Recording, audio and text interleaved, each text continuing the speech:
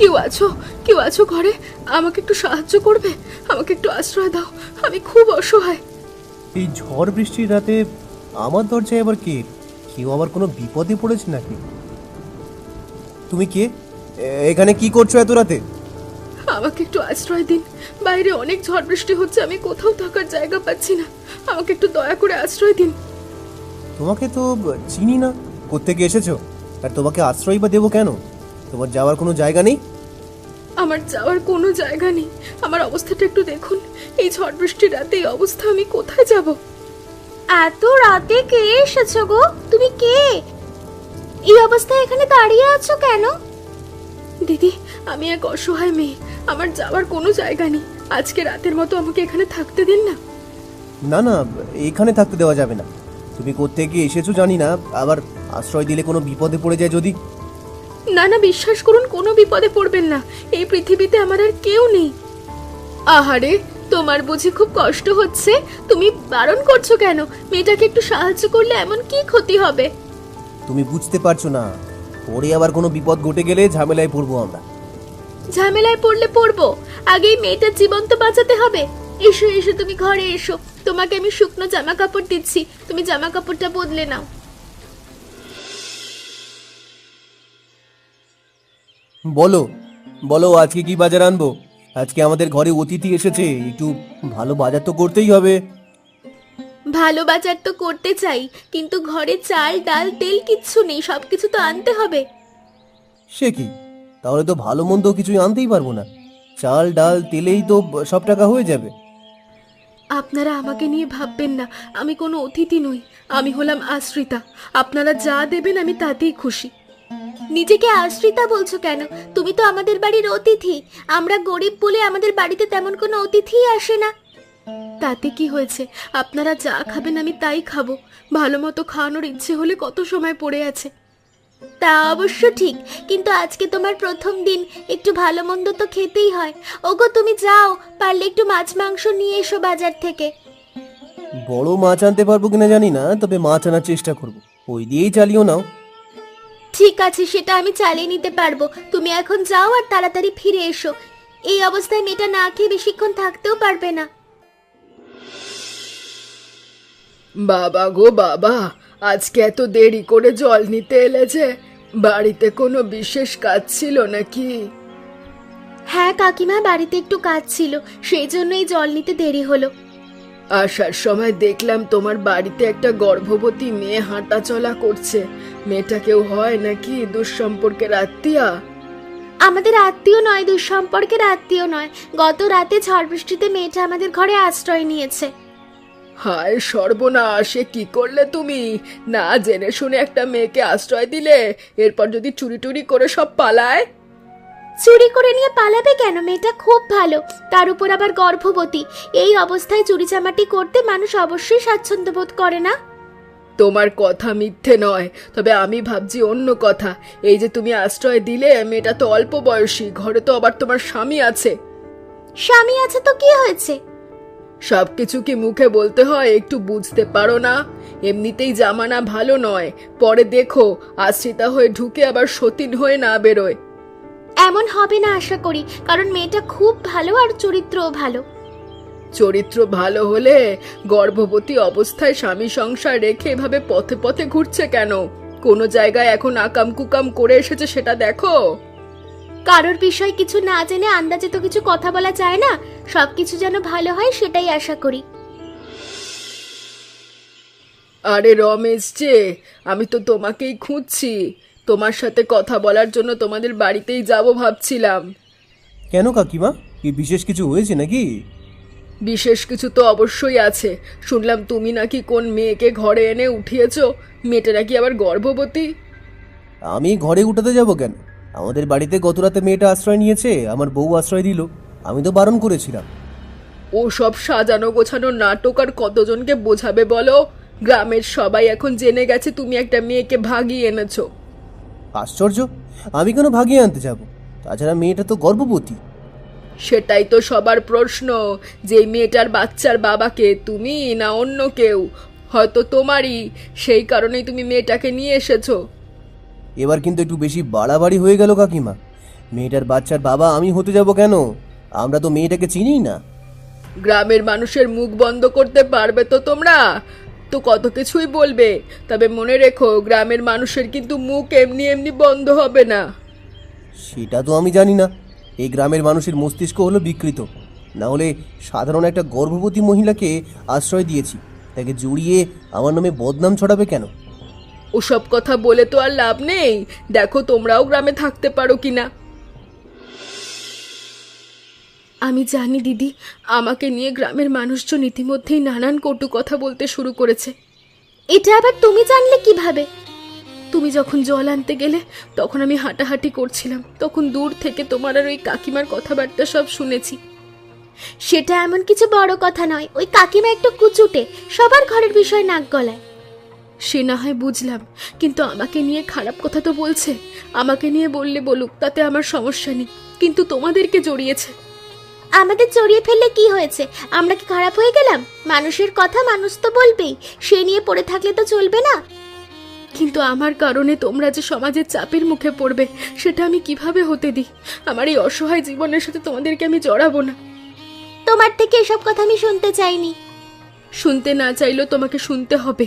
আমি আর তোমাদের বাড়িতে থাকবো না, আমি আজ বিকেলেই চলে যাব। তোমার শরীর এখন ভালো নয়, তাই তোমাকে আমি বিকেলে কোনোভাবেই যেতে দেব না। আগে শরীর ভালো হবে, তারপর অন্য চিন্তা। কিন্তু দিদি, এটা তো ঠিক নয়, বলো। এই অবস্থায় তোমাকে বাড়ি থেকে চলে যেতে বলাটাও আমার ঠিক নয়, বুঝলে? তুমি এখন চুপচাপ আমাকে একটু রান্নার সাহায্য করো।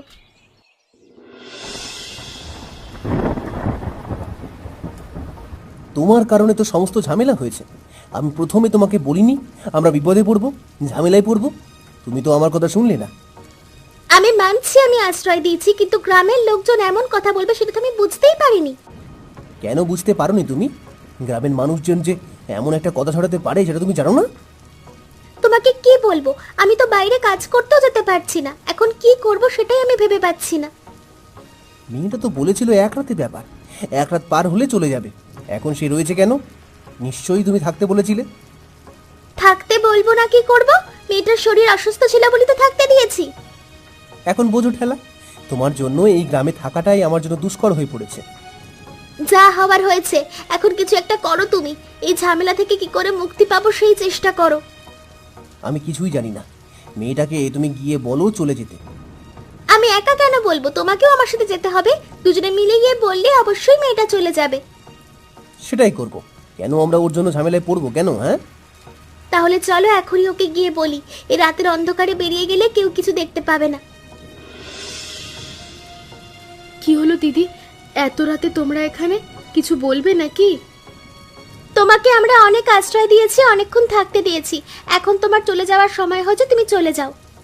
আমি তো চলেই যেতে চেয়েছিলাম দিদি, বলেছিলাম বিকেলে চলে যাব, কিন্তু তুমি তো যেতে দিলে না। সেটা আগের ব্যাপার আগে হয়েছে, এখন তুমি যাও, তোমার জন্য আমরা অনেক ঝামেলায় পড়ছি। তুমি তো বলেছিলে শুধু এক রাতের ব্যাপার, এক রাত থেকে পরে চলে যাবে। তুমি এখনো পড়ে আছো কেন? হ্যাঁ, এমনিতেও আমাদের অভাবের সংসার। ঠিক আছে, তোমরা যখন বলছো, আমি কালকে সকালে সূর্য ওঠার আগে চলে যাব। না, তুমি এখনই চলে যাবে। কালকে কালকে করে তুমি অনেকক্ষণ আমাদের বাড়িতে রয়ে গেছো। একদম ঠিক।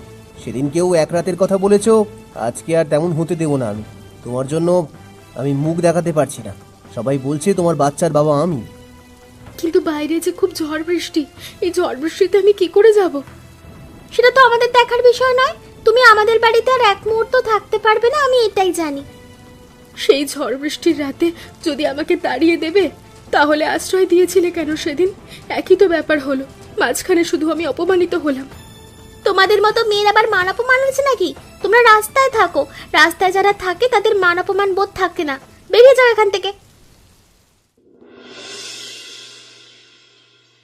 তুমি আবার এখানে আশ্রয় নিয়েছো?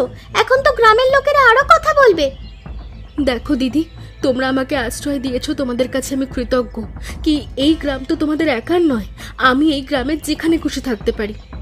সে থাকতেই পারো, কিন্তু তোমাকে নিয়ে যে আমাদের কথা শুনতে হবে এটা তো আমরা মানবো না। যা হওয়ার সেটা হয়ে গেছে। এখন আমি কোথায় গেলাম, কোথায় থাকলাম, লোকে কি বললো, সেটা জানার প্রয়োজন তোমাদের আছে বলে তো আমার মনে হয় না। বাবা গো বাবা, রাত্রিবেলা ঘর থেকে বের করে দিয়েছি আর অমনি চাটাং চাটাং কথা বলতে শুরু করে দিয়েছো। তোমাকেও তো আমি ভালো ভেবেছিলাম, তুমিও তো এখন আমাকে কম কথা শোনাচ্ছ না। শোনাবো না তো কি করব? সবাই মনে করছে তুমি আমার সতীন, আর এখন গ্রামের সবাই বলবে আমার স্বামী গর্ভবতী বউকে ঘর থেকে বের করে দিয়েছে। তাতে এখন আমার কিচ্ছু যায় আসে না। তোমরা নিজেদেরটা নিজেরা বুঝে নাও, আমাকেই ভাঙা ঘরে থাকতে দাও।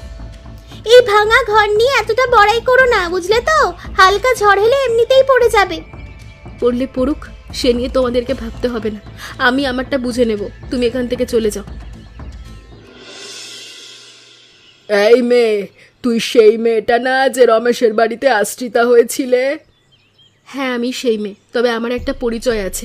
আমার নাম কবিতা। আমি এই গ্রামে এখন থাকতে শুরু করেছি। তুমি এই গ্রামে থাকতে শুরু করেছো কেন? তোমাকে কে অনুমতি দিয়েছে এই গ্রামে থাকার? এই গ্রাম কি তোমার? এই গ্রাম তো আপনারও নয়, তাহলে আপনি এই কথা বলছেন কেন? অনুমতি নেওয়ার হলে আমি নিজেই নেব। ওই গ্রামের শেষে ভাঙা ঘরেই তো তুমি থাকো, তাই না? রমেশের ঘর ছাড়লে কেন? বাচ্চার অস্বীকৃতি জানিয়েছে। আশ্চর্য, আমার বাচ্চা কার সেটা আমি জানি, আপনারা শুধু শুধু রমেশ দাদার নামে কেন দোষ দিচ্ছেন? বুঝি বুঝি, সব কিছুই বুঝি। ওই সুনিতা তোমাকে ঘাড় ধাক্কা দিয়ে বের করে দিয়েছে তো? এত কিছু তো আপনাকে বুঝতে হবে না। এই কথা যে আপনি রটিয়েছেন সেটা আমি ভালোভাবেই জানি। আবার গলা উঁচিয়ে কথা বলছো। এই গ্রামে নম্র ভদ্রভাবে থাকতে হবে, না হলে জমিদারকে বলে একদম বের করে দেব। সমাজ নোংরা করছেন, নোংরা মেয়ে কোথাকার। আপনারা গিয়ে আপনাদের জমিদার বাবুকে নিয়ে আসুন, তারপর আমিও খুলে বলবো আপনারা কি সব ছড়িয়েছেন। এত রাতে এভাবে চিৎকার করছে কেন? কোনো বিপদ আপদ হলো নাকি? গিয়ে কি একবার দেখবো নাকি? এত রাতে ঢোকাটাও তো ঠিক হবে না। জমিদার বাবু, আমার মনে হচ্ছে কেউ বিপদে পড়েছে, না হলে এত জোরে জোরে চিৎকার করতো না কেউ। আমারও সেটাই মনে হচ্ছে, কিন্তু না জেনে শুনে কারো ঘরে ঢোকা উচিত নয়। আপনি হলেন এই গ্রামের জমিদার, গ্রামের ভালো মন্দ দেখার দায়িত্ব আপনার। ভালো মন্দ দেখার জন্য যদি আপনি কারো ঘরে ঢোকেন, সেটা তো কোনো অপরাধ নেই। ঠিক বলেছ, আমাকে ঘরের ভেতর গিয়েই দেখতে হবে। পরে যদি আমি এই মেয়েটাকে বাঁচাতে না পারি, নিজের কাছে দোষী হয়ে থাকবো।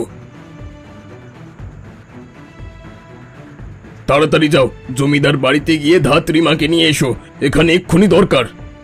কিন্তু বাবু, আপনাকে এখানে একা ফেলে যাব? আপনার আবার কোনো বিপদ হবে না তো? আমি এই গ্রামের জমিদার, আমার কোনো বিপদ হবে না। তুমি তাড়াতাড়ি যাও আর তাড়াতাড়ি আসবে। জমিদার বাবু, মেয়েটা পুত্র সন্তান জন্ম দিয়েছে, তবে মেয়েটার অবস্থা তেমন ভালো নয়। আপনি চাইলে মেয়েটার সাথে একটু কথা বলতে পারেন। তুমি কে মা? এই গ্রামের শেষে এই ভাঙা ঘরে তুমি কতদিন ধরে আছো? তোমাকে তো এর আগে কখনো দেখিনি। আমি এই গ্রামের নয় জমিদার বাবু, আমি অন্য গ্রামের। এই গ্রামের আশ্রিতা ছিলাম। আশ্রিতা ছিলে কার কাছে?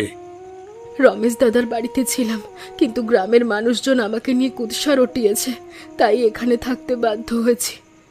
আহারে, তবে আর চিন্তা নেই। আমি যখন তোমাদেরকে পেয়েছি, তোমাদের সমস্ত দায়িত্ব আমি নিলাম। আমি হয়তো আর বাঁচবো না। আপনার কাছে একটাই অনুরোধ, আমার বাচ্চাটার দায়িত্ব আপনি নেবেন। এইসব কি বলছো তুমি? তুমিও বেঁচে থাকবে? কিন্তু তুমি কে, আর এই বাচ্চার বাবা কে? আমি তো এই বাচ্চার বাবাকেই খুঁজছি। আজকে 1 বছর হয়ে গেল, তার কোনো খোঁজ নেই। আমাকে কথা দিয়েছিল সে আমার কাছে ফিরে আসবে। তুমি তার পরিচয় বলো, আমি তাকে তোমার কাছে এনে দেব। তারপর তোমাদের সবার দায়িত্ব নেব আমি। তার নাম হলো... কি হলো, কথা বলছো না কেন? থেমে গেলে কেন? আহারে, কি সুন্দর মেয়েটা এভাবে চলে গেল। শেষ পর্যন্ত বাচ্চার বাবার পরিচয়টুকু আমাকে দিয়ে যেতে পারলো না। আরে তুমি এখানে দাঁড়িয়ে আছো কেন? বাবা কোথায়? বাবার তো রাতে বাড়িতে ফেরার কথা ছিল, বাবা বাড়িতে ফেরেনি কেন? এখানে একটা মেয়ে অসুস্থ ছিল, জমিদার বাবু তার জন্য এখানে রয়ে গেছেন। এরকম একটা ঝুপড়ি ঘরে মানুষ থাকে, বাবা এখন কোথায়? জমিদার বাবু ভেতরেই আছেন, আপনি যান। বাবা, তুমি এখানে দাঁড়িয়ে আছো? সারা রাত কত চিন্তা করেছি তোমাকে নিয়ে, তুমি জানো? আরে এটা আবার কে? আসলে মেয়েটা অসুস্থ ছিল তো, তাই জন্যই এখানে এসেছি। কিন্তু এটা তো কবিতা। কবিতার কি হয়েছে? কবিতা, কবিতা তুমি শুনছো? ওঠো। তুই মেয়েটাকে চিনিস নাকি? মেয়েটা আর উঠবে না রে। মেয়েটা তো মারা গেছে এই বাচ্চাটা জন্ম দেওয়ার সময়। মানে মানে কি বলছো তুমি বাবা? এটা হতে পারে না। ও মরতে পারে না। ও আমাকে ছাড়া মরতে পারে না। কি বলছিস আবল তাবল? আমি ঠিকই বলছি, ও আমার স্ত্রী। আমি আরো 1 বছর আগেই ওদের গ্রামে ওকে বিয়ে করে রেখে এসেছি। ভেবেছিলাম তোমাকে মানিয়ে নিয়ে যাব ওর কাছে। কি বললি তুই? তাহলে তুই সেই কুলাঙ্গার যার জন্য মেয়েটাকে এত কষ্ট করেছে, লোকের এত অপমান সহ্য করেছে। বাবা, আমি বুঝতে পারিনি। যদি আমি বুঝতে পারতাম তাহলে তো অবশ্যই ওর কাছে ফিরে যেতাম। তোকে হয়তো আমি আমার ছেলে বলে ছেড়ে দিয়েছি, কিন্তু কবিতা তো জেনে যেতে পারলো না তার ছেলে তার বাবার কাছেই আছে। তাই কবিতা তোকে কোনোদিন ক্ষমা করবে না। আমার ভুল হয়ে গেছে বাবা, আমাকে ক্ষমা করে দাও। কবিতা, তুমি আমাকে ছেড়ে যেও না। কবিতা, যেও না। আমি আমার স্ত্রীকে বাঁচাতে পারিনি, স্বীকৃতি দিতে পারিনি। গ্রামের লোকেরা তাকে বাজে কথা বলেছে, তবে আমি আমার বাচ্চাকে স্বীকৃতি অবশ্যই দেব। তোর মতো এমন ছেলে আমি জন্ম দিয়েছি সেটা ভাবতেই আমার ঘৃণা করছে। তোর জন্য ওই মেয়েটা মারা গেল। আমি বুঝতে পারিনি বাবা, পরিস্থিতি এমন হয়ে যাবে। আমি তোমার ভয়েই তোমাকে বলিনি। আমি কি করতাম তোকে? আমি কি তোকে মেরে ফেলতাম? আমি তো অমন জমিদার নই, তুই তো জানিস। বিয়েটা তো আর ছেলে খেলা নয় বাবা, সাধারণ কোনো বিষয় নয়। তাই আমি ভয় পেয়ে গিয়েছিলাম। তুমি আমাকে ক্ষমা করে দাও বাবা। আমার কাছে ক্ষমা না চেয়ে এই ছেলের দায়িত্ব নিয়ে ছেলেটাকে যথাযথভাবে বড় কর, তাহলেই কবিতার থেকে তুই ক্ষমা পাবি। আমি অবশ্যই এমনটা করব। আর যারা একটা মেয়েকে অবলা পেয়ে এমন কাজ করেছে তাদেরকে আমি কোনোদিন ক্ষমা করব না। তাদের শাস্তি অবশ্যই হবে। রমেশকে ডেকে পাঠা। তারপর বলো, কবিতাকে তোমরা যখন আশ্রয় দিয়েছিলে তখন কবিতার পেছনে তোমাদের কত টাকা খরচ হয়েছে? খরচের কথা বলছেন কেন বাবু? তেমন কিছুই তো খরচ হয়নি। তেমন কিছু খরচ না হলে তোমরা ওই অবলা মেয়েটাকে ওভাবে বের করে দিয়েছিলে কেন? গ্রামবাসীরা আমাদের নামে কুৎসা রটিয়েছিল। গ্রামের মানুষদের ভয় আমরা ওকে বের করে দিয়েছি। তোমরা আমার কাছে আসতে পারতে, আমার সাহায্য নিতে পারতে। তোমরা তা না করে মেয়েটাকে বাড়ি থেকে বের করে দিলে। আমরা বুঝতে পারিনি। এখন তো শুনলাম মেয়েটা নাকি আপনার পুত্রবধূ ছিল। একদম। তোমাদের কারণে আমার নাতি জন্ম নিল একটা ভাঙা ঘরে। ভাঙা ঘরের অতিথি হয়ে আমাদের কাছে এলো। আমরা তো বুঝতে পারিনি বাবু। আমরা যদি জানতাম আপনার পুত্রবধূ ছিল তাহলে অবশ্যই আমরা এমন কাজ করতাম না। আমার পুত্রবধূ বলেই যে তোমাদের বিচার করতে এখানে ডেকেছি এমনটা নয়। ধরো আমার পুত্রবধূ না হয়ে অন্য একটা মেয়ে হতো, তোমরা তাও কেন এই কাজটা করবে? আমাদের ভুল হয়ে গেছে বাবু, আমাদের ক্ষমা করুন। আমরা তো নিরুপায়, আমরা তো আশ্রয় দিয়েছিলাম। সব থেকে বেশি কুৎসা রটিয়েছে ওই সরোজিনী কাকিমা। ওনার কারণেই আমাদেরকে এমন কাজ করতে হলো। সরোজিনী দেবীর নামে এর আগেও আমার কাছে অনেক নালিশ এসেছে। আমি আদেশ দিলাম ওই মহিলাকে এক্ষুনি এই গ্রাম থেকে বের করে দেওয়ার, এবং আজকে থেকে এই গ্রামে আর কোনো কুৎসা রটানো যেন না হয়। এমন মজার মজার গল্প দেখতে আমাদের চ্যানেলকে সাবস্ক্রাইব করতে ভুলবেন না।